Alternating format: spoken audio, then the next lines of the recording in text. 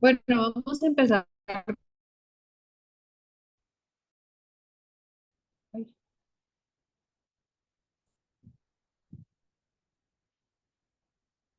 ya no veo la pantalla. ¿Sí se ve? Sí, doctora. Ya. Sí, doctora, se ve el caso. Paciente de sexo masculino de 62 años, trabajador rural, presenta antecedentes familiares de hermano con enfermedad renal crónica y muerte súbita a los 54 años. Y madre con cardiopatía no especificada, fallecida a los 60 años. Refiere antecedentes personales de enfermedad renal crónica diagnosticada hace 9 años.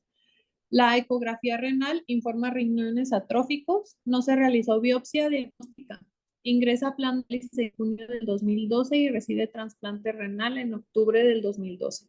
Desde entonces se encuentra en tratamiento inmunosupresores periódicos. Se destaca ausencia de hipertensión arterial y de otros factores de riesgo cardiovascular conocidos. En su electrocardiograma presenta criterios de hipertrofia ventricular izquierda por voltaje y trastornos de sobrecarga sistólica del ventrículo izquierdo. El ecocardiograma transtorácico realizado en el 2012 informa hipertrofia ventricular izquierda concéntrica, severa contracción de eyección del ventrículo izquierdo, con fuerza de eyección de ventrículo izquierdo normal y disfunción sistólica con llenado restrictivo. Episodios de dolor torácico atípicos. En 2015 motivan centellograma con dipiridamol. Este informa hipertrofia de ventrículo izquierdo severa, lo cual es negativo para isquemia.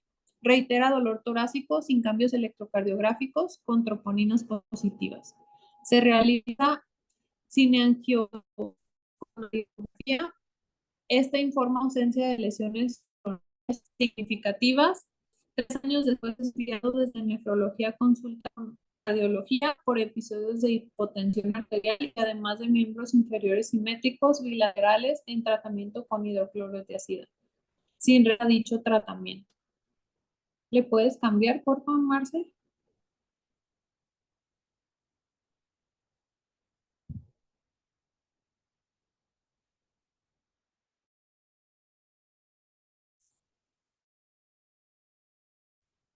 El izquierda concéntrica con hipercogenicidad de septum interventricular.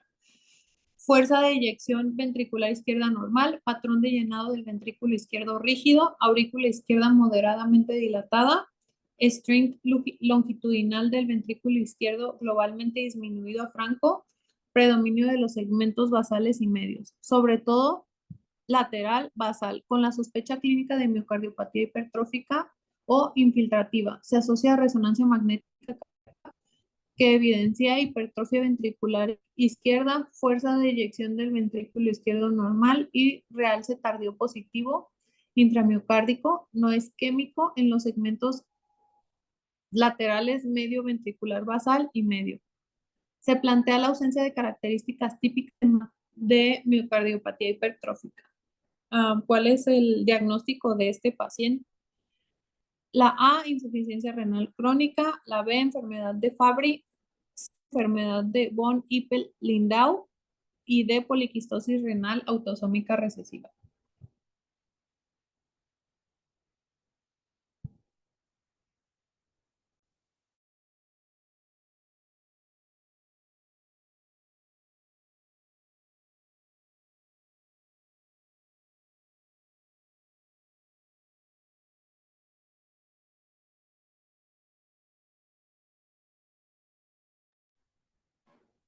La 2, ¿cuáles son los datos iniciales de afección renal en esta enfermedad? Sería la A, proteinuria, B, glomerulonefritis, C, isosteinuria y microalbuminuria o D, insuficiencia renal crónica.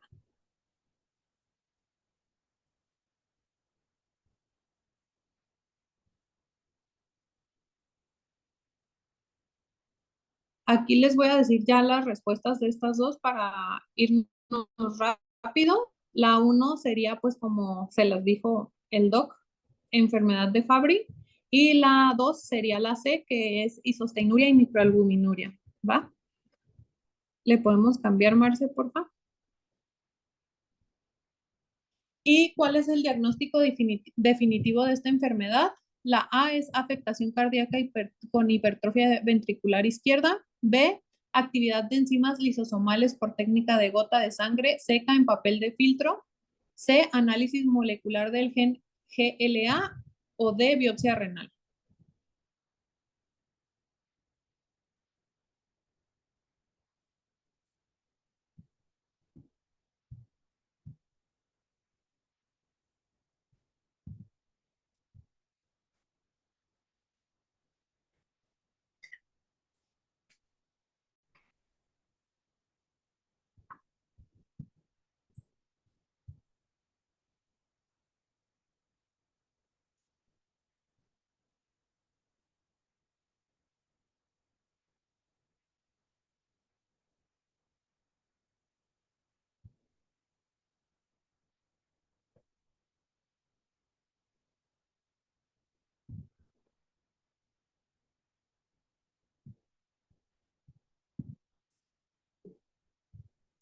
Y esta sería la respuesta C, análisis molecular del gen GLA. ¿Va?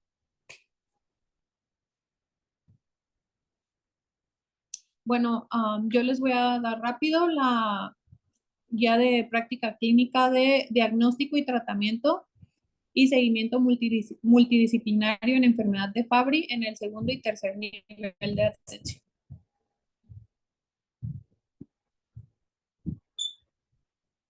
Nada más voy a darles como la definición rápida. Es una enfermedad hereditaria vinculada al cromosoma X que tiene una deficiencia total o parcial de la enzima alfa-galactosidasa A lisosomal. Produce el depósito lisosomal de glucoesfingolípidos a niveles de múltiples tejidos como el renal, el cardíaco, el sistema nervioso y la piel. Es un verdadero reto diagnóstico por baja prevalencia y variada presentación clínica. Es más común en hombres y normalmente pues es para llegar al diagnóstico real, sí cuesta un poco de trabajo. Como lo mencionó, o sea, como en el caso clínico, si se fijaron, normalmente quien lo terminó diagnosticando al final de cuentas fue el cardiólogo, a pesar de que el paciente ya tenía años con insuficiencia renal. Fue quien empezó como el diagnóstico multidisciplinario para llegar al pues, diagnóstico definitivo de la enfermedad de Fabry. El cardiólogo en estudio de una hipertrofia ventricular izquierda sin clara etiología se debe de considerar como diagnóstico diferencial de miocardiopatía hipertrófica, cardiopatía hipertensiva u otras microcardiopatías por depósito. De la 2 era, veo que están poniendo en el chat, de la pregunta 2 era isosteinuria y microalbuminuria en la respuesta. ¿Va? Aquí les puse el cuadrito general de la guía de práctica clínica donde se presentan las características y los síntomas normales en pacientes con enfermedad de Fabry, dependiendo de la edad, para poder avanzar más rápido. Igual hay que, no sé si quieran, bueno, no los brincamos, pues para no verlos uno por uno.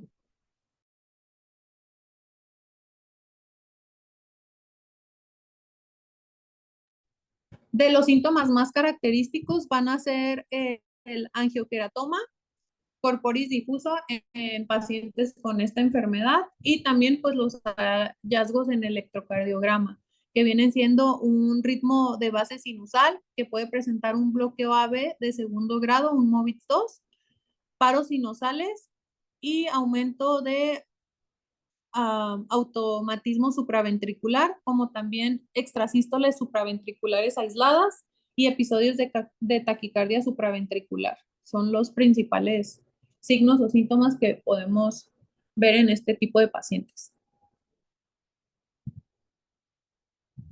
¿Me puedes cambiar, Marce, por favor? Bueno, los datos clínicos en estos pacientes normalmente se recomienda realizar determinación de actividad enzimática y el análisis molecular del gen GLA, como lo mencioné en una de las respuestas, Y en los hombres el diagnóstico definitivo se realiza documentando deficiencia de actividad enzimática en leucocitos y una mutación patogénica en el gen.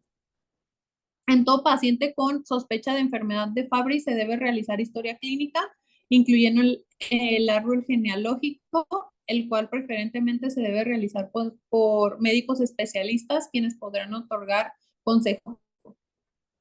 Y pues el diagnóstico definitivo son los estudios genéticos. Una vez explicada la naturaleza hereditaria de la enfermedad, se debe investigar a los familiares, quienes de acuerdo al árbol genealógico estarían en riesgo de presentar la enfermedad, y hay que ofrecerles la realización de un estudio clínico, bioquímico y molecular para ver si también son portadores de dicha enfermedad.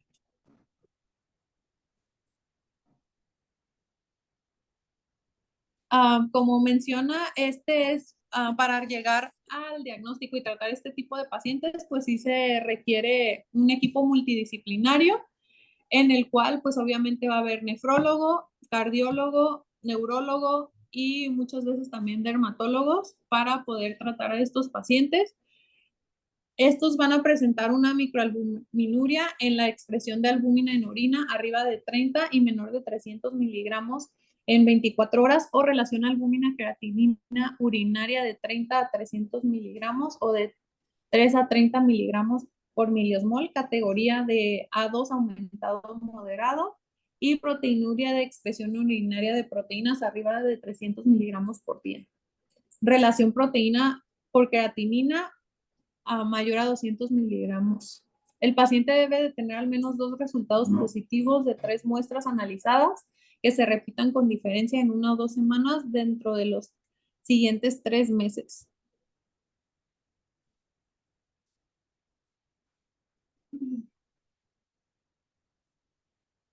Se recomienda realizar interrogatorio dirigido a localizar las zonas del dolor y evaluarlo, documentándolo en el cuestionario breve para la evaluación del dolor, que se los voy a presentar más adelante. Y también se considera que el uso de resonancia magnética del cerebro es útil en el seguimiento del daño en el sistema nervioso central, pero no es esencial. Una resonancia magnética del parénquima en el seguimiento es útil para determinar cuando hay nuevas lesiones isquémicas, con el fin de asociarlos con signos clínicos que puedan aparecer más adelante.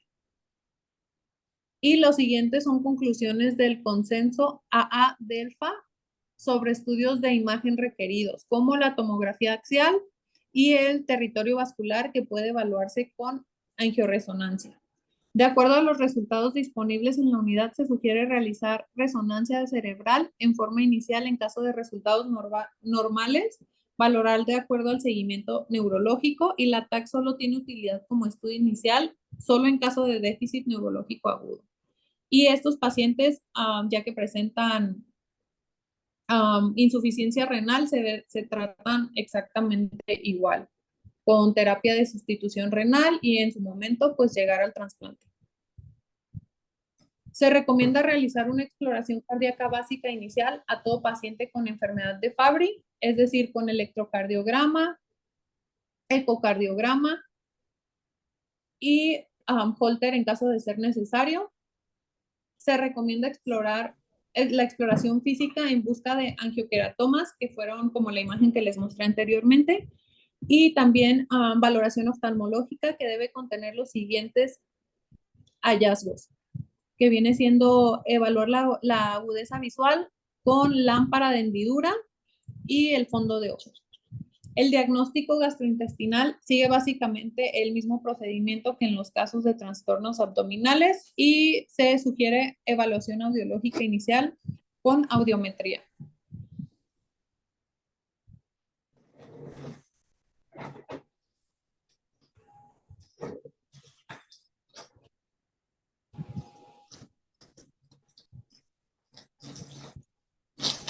El tratamiento normalmente sugiere combinación de bloqueadores de SRA en la insuficiencia renal crónica. Se asocia a la reducción de albuminuria y proteinuria. También se asocia a disminución de la tasa de filtrado glomerular y mayor incidencia de hiperpotasemia e hipotensión relativa a la monoterapia.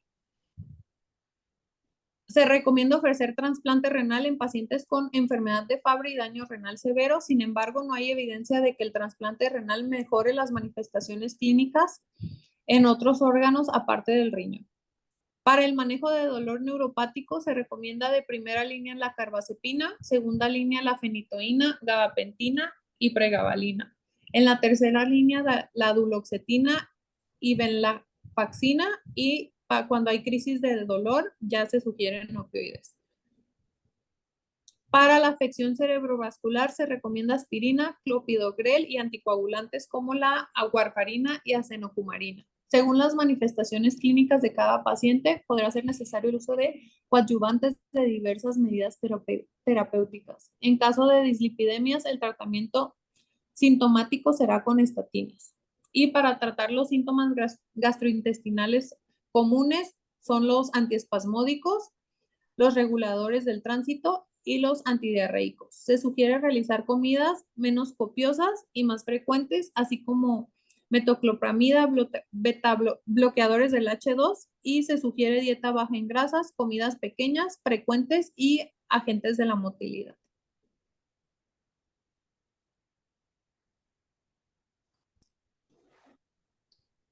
Y de criterios para la terapia de reemplazo, normalmente necesitan cumplir las siguientes características.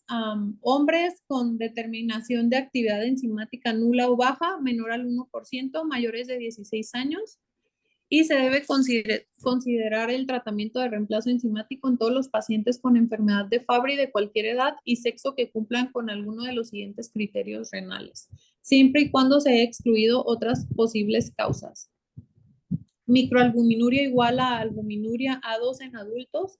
Niños, son diferentes valores. Proteinuria en adultos. Enfermedad renal crónica según la tasa de filtrado glomerular. Enfermedad renal crónica grado 2. Enfermedad renal crónica grado 3. Pacientes con enfermedad renal en etapa terminal, grados 4 a 5, serán considerados para recibir terapia de reemplazo enzimático siempre y cuando sean candidatos a trasplante renal y se encuentren incluidos en lista de espera para obtener el órgano, y que además presenten otras indicaciones no renales para recibir la terapia de reemplazo enzimático. La cuantificación de albúmina y proteínas puede permitirse mediante diferentes métodos. Los más utilizados y aceptados son muestras de orina de 24 horas, muestra única de orina para determinar el cociente albúmina creatinina o cociente proteína y creatinina. La expresión de resultados de cociente albúmina creatinina o cociente proteína creatinina serán en función al tipo de unidades utilizadas por cada laboratorio.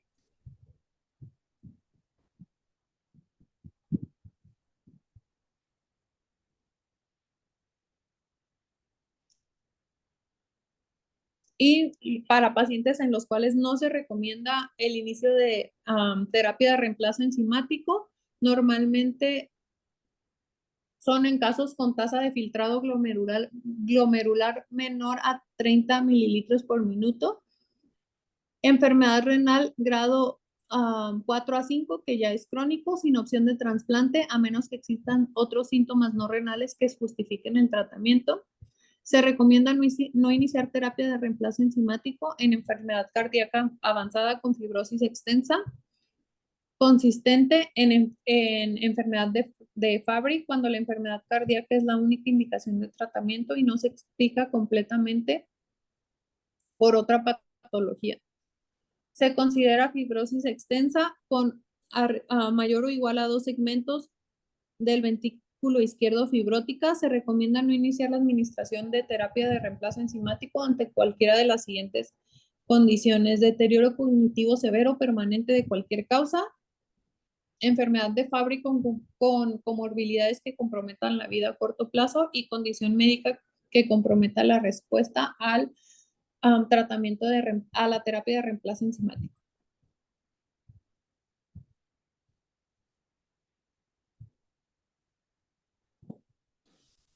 Y también se sugiere suspender la terapia de reemplazo enzimática cuando no lo solicita el paciente, existe incumplimiento del 50% de las funciones, no asista regularmente a sus evaluaciones multidisciplinarias según las normas, se amenace persistentemente la vida o existan reacciones graves a la infusión que no respondan a profilaxis, por ejemplo, la anafilaxia, o existe evidencia objetiva de deterioro progresivo de los órganos blancos a pesar del uso de la terapia de reemplazo enzimático. La decisión debe tomarse en forma conjunta por el grupo multidisciplinario.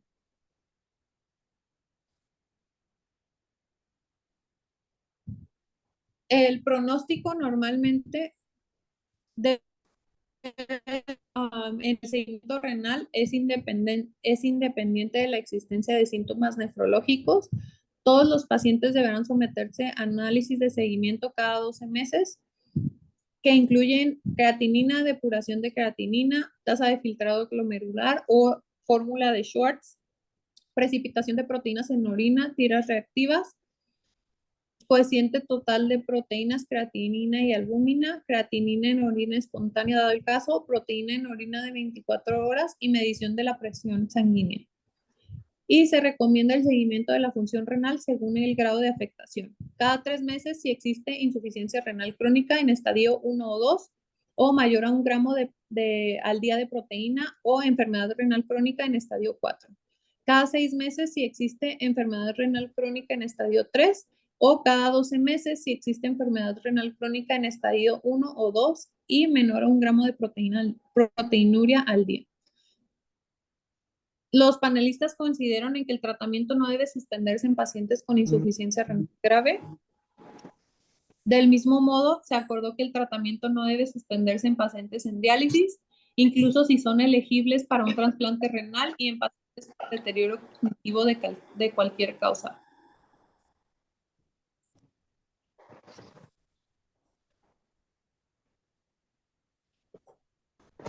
Y en el seguimiento neurológico se considera que el uso de resonancia del cerebro es el más útil para el seguimiento de daño en el sistema nervioso central, pero no es esencial. Y la resonancia del parénquima en el seguimiento también es útil para determinar si y cuándo hay nuevas lesiones isquémicas aparecen con el fin de asociarlos con signos clínicos que puedan aparecer más adelante. Se realizará resonancia magnética del sistema nervioso central cada año. Si es anormal en la evaluación basal, si fuera normal se realiza cada 2 años. Se recomienda realizar cuestionario BPI en la evaluación basal y cada 6 meses como parte del control del dolor neuropático, y el seguimiento cardiológico es cada 12 meses. En caso contrario, si no existen síntomas ni diagnósticos cardiológicos, son suficientes pruebas de evolución cada 24 meses. Básicamente deben realizarse electrocardiograma y ecocardiograma. Y el Holter únicamente si se requiere monitoreo. Y como les mencioné, el examen ocular anual. Cuando existe pérdida de audición, tinnitus o trastornos de equilibrio, se deberá efectuar seguimiento cada 12 meses. En caso contrario, es conveniente un seguimiento cada 24 meses. Las pruebas recomendables para niños y adultos son pruebas de audiometría tonales.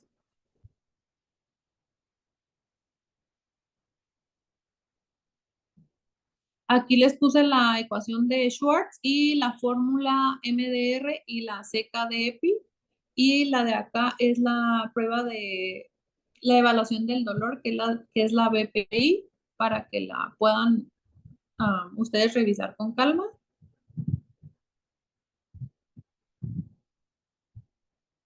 Y aquí está como uno de los diagramas de flujo donde viene pues un poquito más resumido el cómo vamos a diagnosticar a estos pacientes. Y ya. ¿Va? Gracias.